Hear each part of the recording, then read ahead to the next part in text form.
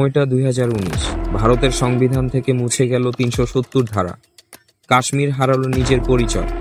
5 মাস internet বন্ধ। সেনা মোতায়েন 7 লাখের বেশি। হাজার হাজার কাশ্মীরি গ্রেপ্তার। বিচার ছাড়াই জেলে কিশোররা। ইউএন বলেছে কাশ্মীর বিশ্বের সবচেয়ে বেশি নজরদারিপূর্ণ অঞ্চল।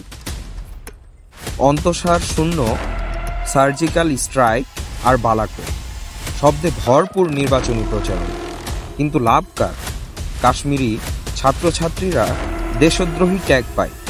ক্রিকেটে পাকিস্তান জিতলে মুসলিমদের বাড়িতে হামলা হয়। নামাজ বন্ধ, মসজিদ গুড়িয়ে দেওয়া হচ্ছে। একটা শব্দ, বুলডোজার। হয়ে গেছে রাজনীতি। মাথায় টুপি থাকলে ঘরেও নিরাপদ নয়। 2015 থেকে এখন পর্যন্ত গরুর নামে মারা গেছে অন্তত 50 জন মুসলিম। ভিডিও থাকলেও বিচার নেই। মুখ্যমন্ত্রীদের মুখে একটাও নিন্দা নেই। নারীদের হেনস্থা হয়েছে অনলাইনে।